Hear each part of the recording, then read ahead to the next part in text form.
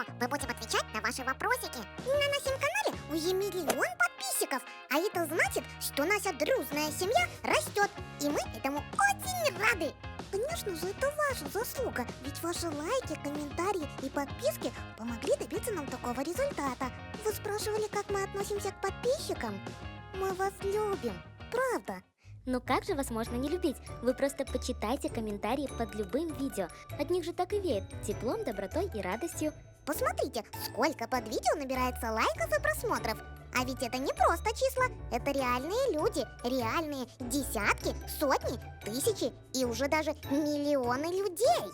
Мы рады, что именно вы, наши подписчики и зрители. Спасибо, любимочки наши. Как я и говорил, в честь миллиона подписчиков мы хотим рассказать вам больше о себе, чтобы мы с вами стали еще ближе. Смотрите видео до конца, ведь в конце будет небольшой опрос, чтобы и вы могли нам рассказать о себе. Есть некоторые вопросы, которые повторялись очень часто. Например, про котов-воителей, про мою и Андрееву внешность, про возраст и отношения между нашими питомцами. Спрашивали, где Рыжуля, Мурза, Пикси и хотим ли мы нового питомца. Были и другие вопросы, но давайте обо всем по порядку.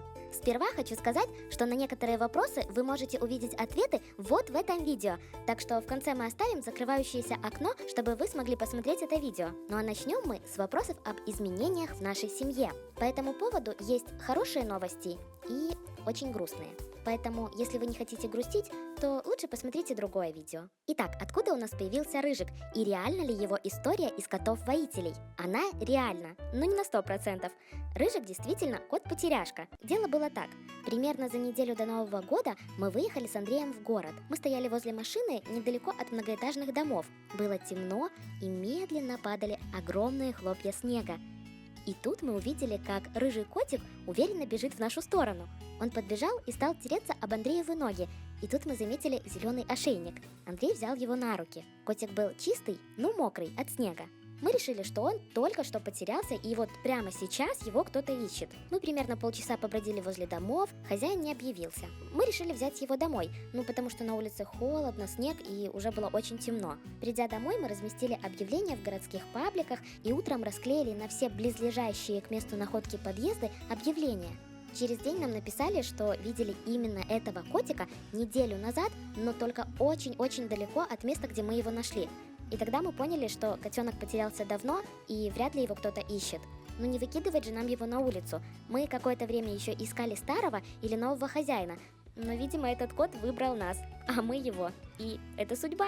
На самом деле наши питомцы плохо восприняли появление нового жильца, но Рыжик очень смело защищался, и уже на сегодняшний день они привыкли друг к другу и дружно живут.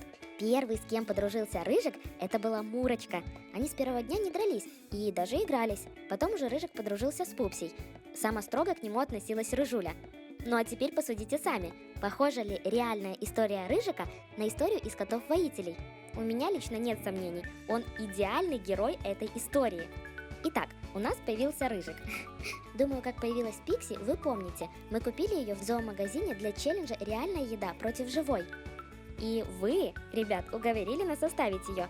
С ней сейчас все хорошо. Она живет по соседству с Баффи в защитной клетке, чтобы котики не добрались до нее. В прошлом видео вы заметили, что мы Баффюше сделали вольерчик, потому что она как-то раз пробралась к высоковольтным проводам и перегрызла их. Вы знаете, ударом тока ее могло бы убить, но все обошлось. Рисковать мы больше не хотели, и поэтому сделали просторный вольерчик. Да, не так много места, как раньше, но безопасность превыше всего. В дальнейшем хотим сделать для нее с Пикси красивый замок, но об этом потом. Кстати, кто не знает, Бафюшу мне подарил Андрей. Итак, Рыжик, Пикси и Баффи. С малышом, Муркой и Пупси, я думаю, все понятно. В прошлом видео вопрос-ответ я о них рассказывала. Рыжуля. Рыжулька – кошка с характером. Если сниматься она не хочет, то уговаривать ее бесполезно. Включается камера, а Рыжуля уже возле двери, просится выйти. А когда съемки заканчиваются, приходит: «Гладьте меня, я же люблю вас». Поэтому Рыжуля редко появляется в видео. Наша большая собака Айна, если кто-то ее еще помнит, мы отдали ее в другой дом, потому что нам было очень жалко, что она сидит в вольере и не имеет возможности бегать в свое удовольствие. А все потому, что у нас очень часто открыты ворота, и она могла бы выбежать на улицу и из-за своих размеров напугать кого-нибудь. А полчаса вечером прогулки для такой большой собаки – это очень мало. Поэтому мы отдали ее в частный дом с условием, что ее не посадят на цепь, а она будет бегать по участку и охранять его. Я думаю, ей там хорошо. Ну а теперь, ребят, о грустном. Вечером 21 августа 2018 года проезжающая рядом с домом машина сбила нашу Мурзеньку. Прошел уже год, а мне все еще очень сложно сообщить вам об этом. И каждый раз, читая вопрос, где Мурзя, почему Мурзе нет видео, я вспоминаю этот вечер. Простите, что я не сказала вам сразу, я просто не могла. Ребят, я не хочу, чтобы кто-то плакал. Я верю, что нашей Мурзяше хорошо там, на облачке. И теперь я каждый день боюсь, что кто-то из пушистиков выбежит на дорогу в неподходящую минуту. Мы пытались закрыть их дома, не выпускать на улицу. Ну, это просто невозможно. Они сидят возле двери, мяукают, хотят выйти, поохотиться, понежиться на солнышке, уснуть в сухой траве. Они очень любят свободу, потому что с детства к ней привыкли. Поэтому получается вот так, как получается. Давайте, ребят, ценить каждую минуту, проведенную со своими питомцами. Они всего лишь маленькая часть нашей жизни, а мы для них вся жизнь. Так, мне тяжело об этом говорить, поэтому больше грустных ответов у меня нет. Жизнь идет дальше, наша семейка растет, и ваши вопросы о новых питомцах ждут наших ответов. Еще питомца. Грызуны, рыбки, птички, улитки, котики, собачки. Как же я всех их люблю. Я б, конечно, себе целый зоопарк завела. Я с детства мечтаю о лошадке. Я бы не отказалась от огромной кошки типа льва, тигра, пумы. Хомячки и морские свинки тоже очень милые пушистики. Но знаете, чем больше животных, тем сложнее куда-то уехать. Ведь за ними не только нужен уход, но и каждому нужно уделить внимание. Погладить, поиграть, поговорить. Да, я реально говорю иногда с питомцами. Ну, по крайней мере, пытаюсь. Думаю, они понимают меня лучше, чем я их. Но все же мы пытаемся. В общем, пока что мы не планируем новых питомцев. Раньше в моей семье и в семье Андрея были питомцы, но об этом очень долго рассказывать.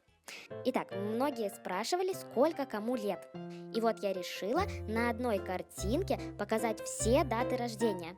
Кому интересно, жмите на паузу и посмотрите внимательно наш возраст.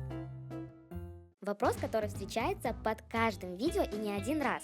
Когда новая серия котов-воителей? Как же тяжело, когда у меня не получается сделать то, что я обещала. Я и сама очень хочу выпустить вторую часть. У меня готов сценарий, роли, места уже где снимать, но у нас просто не получается это снять. Все пушистики разбегаются, сидеть где надо не хотят, начинают беситься, бегать, и я просто сдалась. Просто не получается снять, и все. Ребят, возможно, я буду пробовать еще. Но пока что я не представляю, как это сделать. Поэтому пока что котов-воителей не будет. Извините меня, пожалуйста. Раз мы начали про рубрики на канале, то еще один очень часто задаваемый вопрос: будет ли рыжик в стиле лол 3D ручкой? Да, я давно хочу снять этот ролик с самого появления рыжика, но все время эти съемки почему-то откладываются. Надо снять другую тему или куда-то уехать. В общем, лол рыжик точно будет. Когда? Сказать не могу, но я об этом всегда помню. Насчет Леди Баг и Суперкота. Пока что у нас просто закончились злодеи. Но я знаю, что вам нравится эта рубрика, и думаю, такое видео еще будет. Тур по дому. Мне кажется, это не совсем интересно, ведь мы и так снимали уже почти во всех комнатах дома, но если хотите, я могу заснять небольшое видео о доме и выложить на канал Бафюшки. Разные рубрики типа рисунки от подписчиков, реальная еда против, пранки, челленджи, школа котов и другое. Мы, конечно, ребят, будем стараться делать. Когда именно, я тоже не могу вам всем сказать, потому что вы сами видите, сколько у нас рубрик, и кому-то одно нравится, кому-то другое, а мы хотим вас удивлять еще и чем-нибудь новеньким. Поэтому я могу сказать только одно. Следующее видео будет про тайную жизнь домашних животных. У нас осталось еще 2 больших вопроса. Первый – о моем обещании сниматься в видео. И второй – об отношениях между питомцами. Я на них сейчас отвечу и передам уже слово пушистикам. Они ответят на вопросы, которые вы задавали именно им. Итак, многие заметили, что малыш с Бафюшей и Мурочка с Рыжиком как бы испытывают в видео друг к другу симпатию. Помните, я говорила, что Рыжик первый подружился именно с Муркой, поэтому и в видео вы можете заметить их дружбу, или симпатию. Все, что вы видите в роликах, по большей части отражает реальное отношение между животными. Мы с вами можем только догадываться, о чем они думают. Вот, например, у Баффи с малышом, мне кажется, все более понятно. Малыш в реальной жизни проявляет к Баффи больше всех интерес. Он приходит к ней каждый день к вольерчику, трется об него, ложится, протягивает лапки. Когда мы ее выпускаем, он сидит возле нее или пытается поиграть. Он даже спит днем, в основном именно в комнате, где есть Бафюша. А если Рыжик хочет поиграть с ней, то малыш его отгоняет. Ну скажите, что же это еще может быть, как не любовь? Нам с вами остается лишь наблюдать за ними и пытаться понять. Ну что ж, мое обещание. Я уже говорила, сложно, когда что-то обещаешь, а потом не выполняешь это. Знаете, я пыталась снять видео с собой, и это оказалось максимально стрёмно. Я не знаю, какое еще слово тут подходит. Актриса из меня никудышняя. Куда приятнее смотреть на добрые пушистые мордочки. Я очень сильно переживаю из-за критики. Но раз я обещала, я вам покажусь. Но остальные ролики будут такими, как и всегда. Надеюсь, вы меня поймете и поддержите мое решение. Ради вас, мои любимые, я сделаю то, чего боюсь просто безумно. Всем привет! Вы часто спрашиваете про фан-встречу. К сожалению, увидеться с пушистиками у вас вряд ли получится, ведь для них большой стресс, когда рядом находится много людей. Но увидеть меня и Андрея вы можете. 8 и 9 июня в Киеве пройдет блогерский фестиваль «Видеожара», на котором мы как раз таки и будем. Мы с огромным удовольствием пообщаемся и пообнимаемся с вами. На фестивале будут известные блогеры, мастер-классы, выступления и многое-многое другое. И если у вас есть возможность и желание, то информацию о фестивале, участниках, а также о билетах вы можете найти в описании. Ну, надеюсь, меня там кто-нибудь узнает. Все, передаю слово пушистикам.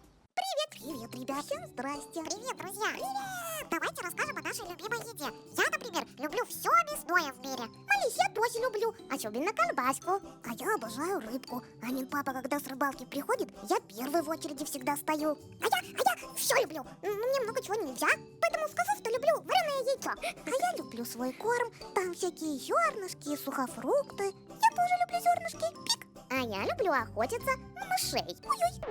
Какой там дальше вопрос? Вот тут вот исключительно для меня вопрос.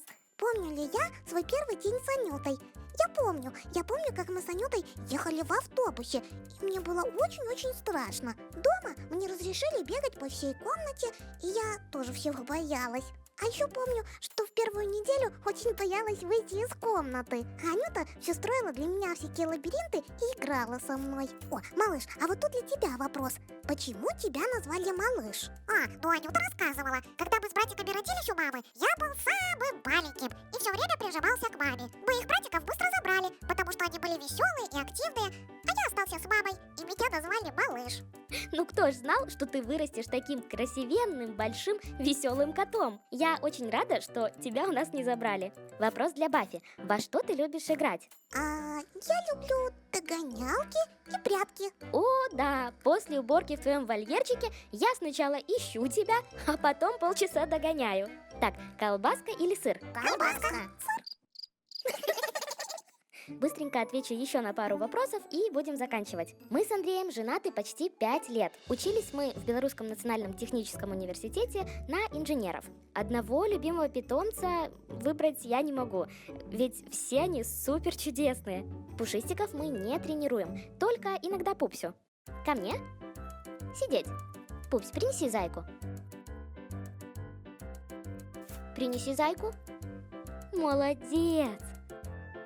За питомцами ухаживать несложно, но это занимает какое-то время. Почему канал назвали «А ну-ка давай-ка»? А я не знаю. По-моему, просто так получилось. Андрей как-то пришел с работы и говорит: а давай назовем канал «А ну-ка давай-ка». Вроде такое детское, хорошее название. Ну а я говорю: Ну, давай. Вот так и назвали. Что мы сделали, чтобы быть популярными? Знаете, мы просто делали то, что нам нравится. Мы никогда не сдавались, мы всегда верили в успех. Вначале было сложно, но мы все равно продолжали делать видео, учились чему-то новому, узнавали информацию и постоянно делали видео. Я считаю, что успех не приходит к тем, кто просто ничего не делает. Так, ну и, пожалуй, последний вопрос. Что мы делаем, когда не снимаем видео? Как вам такая идея? Мы сделаем несколько роликов на тему «Наши типичные животные», в которых мы покажем, чем реально занимаются наши животные в течение дня и какие у них особенности характера. Проголосуйте в правом верхнем углу. Ну и, как мы и обещали, в конце опрос для вас, чтобы мы лучше вас узнали. Если не хотите, можете не отвечать, а кто хочет, пишите в комментариях. Первое, как вас зовут? Второе, сколько вам лет? Третье, из какого вы города? Четвертое, есть ли у вас питомцы и как их зовут? И пятое, как давно или с какого видео вы начали смотреть наш канал? Ну а на сегодня у нас все. Спасибо за ваши вопросы и всем пока и до скорых встреч!